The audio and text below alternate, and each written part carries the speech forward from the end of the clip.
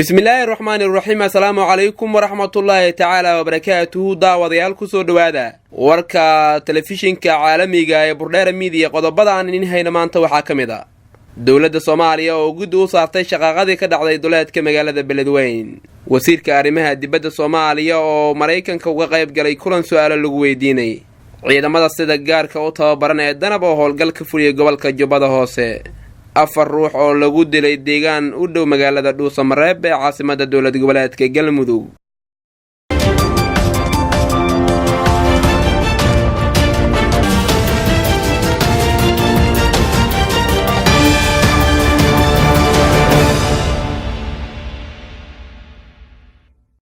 intaasi daawadayaal waa qaar ka mid a qodobada aan idiin hayno. haatanna kusoo dhowaada warkii oo fidsan. haddii aad nagu cusub tahayna fadlan sabskraibe noo saar janaalka wararka ee burdheera miidiya. dowladda soomaaliya ayaa guddi u saartay shaqaaqadii ka dhacday duleedka magaalada beledweyn. madaxweynaha jamhuuriyadda federaalk soomaaliya mudane maxamed cabdulaahi farmaajo ayaa guddi u saaray sababtii keentay dagaalkii shalay ka dhacay duleedka magaalada beledweyn, kaas oo ay ku dhinteen dad uu ka mid ahaa taliyihii qaybta booliska gobolka hiiraan. guddigan ayaa waxaa guddoomiye loogu magacaabay taliyaha ciidanka asluubta soomaaliyeed bashiir maxamed jaamac bashiir goobe, waxaana qaybka xeerlalinta maxkamadda ciidamada, iyada oo guddigaasi ay baaris ku samayn doonaan waxaa sababay dagaalkaas. taliyaha ciidanka asluubta soomaaliyeed ahna guddoomiyaha guddigaas oo warbaahinta kula hadlay magaalada muqdisho ayaa sheegay in guddiga uu madaxda u yahay iyo xeerlaalinta maxkamadda ciidamada ay si dhab ah baaritaano ugu samayn doonaan si loo xaqiijiyo waxyaabihii keenay dagaalkii uu ku dhintay taliyihii qaybta booliska gobolka hiiraan. sidoo kale guddigan ayaa waxaa kaloo loo xil saaray inay baaris ku soo sameeyaan isrisaasayn dhowaan intii lagu guda jiray bishii barakeysneed ee ramadaan degmada xamarweyne ee gobolka banaadir ku dhex martay ciidamo ka wada tirsan dowladda federaalk soomaaliya.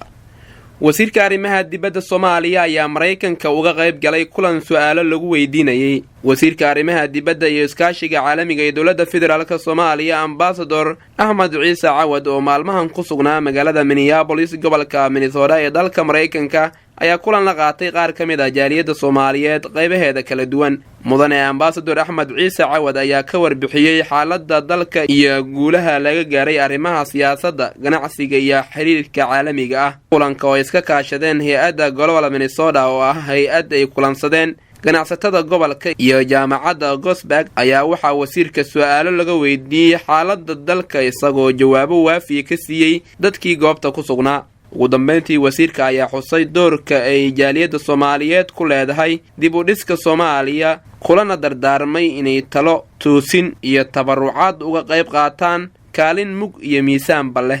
ciidamada sida gaarka u tababaran ee danab ayaa howlgal ka fuliyey gobolka jubbada hoose. ciidamada sida gaarka u tababaran ee danab ayaa waxa ay howlgallo ka sameeyeen deegaano dhaca duleedka magaalada kismaayo ee gobolka jubbada hoose, halkaas oo ay ku sugnaayeen xubno ka tirsan maleeshiyaadka al-shabaab. saraakiisha hogaaminaysay howlgalkaas ayaa waxa ay sheegeen inay ku duuleen xog sirdoon ah oo ay heleen, islamarkaana ay howlgallo qorshaysan ka fuliyeen deegaanka araare oo ka tirsan gobolka jubbada hoose ee maamulka jubbaland.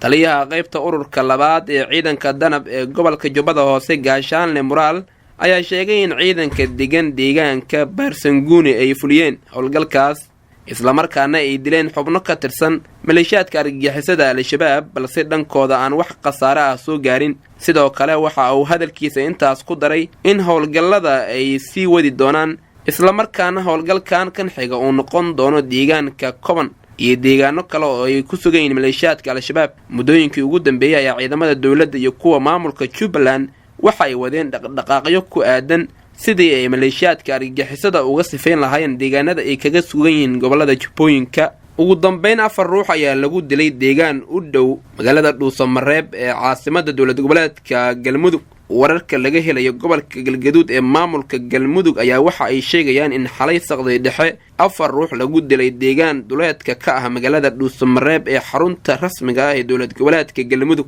wariyaal ku sugan dhuusamareeb ayaa waxa ay sheegeen in deegaanka dhiinwaris oo dhanka koonfur ka xiga magaalada dhuusamareeb lagu dilay 4 qof oo ka mid ahaa shaqaalaha goob shinnida malabka looga dhaliyo. meydka 4 ruux ayaa la sheegay in loo soo qaaday dhinaca caasimada dhuusamareeb iyadoo maamulka galmudug uu wado baaritaano ku aadan dadkii ka dambeeyey dilkaas iyo sababta ka dambaysa dilkooda. ma jirto cid si rasmi ah u sheegatay mas-uuliyadda dilka 4 ruux ee shacabka ahaa loogu geystay duleedka magaalada dhuusamareeb ee gobolka galgaduud, waxaana dhacdadan maanta si weyn looga hadal hayaa magaalada dhuusamareeb.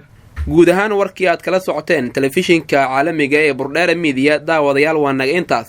haddaba ciddii warkayna uu sheego waxay dib kaga daalacan kartaa page-ka YouTube-ka aynu ku leenahay ee Burdera Media. fadlan haddii aad nagu cusub tahay daawade subscribe noo saar Burdera Media.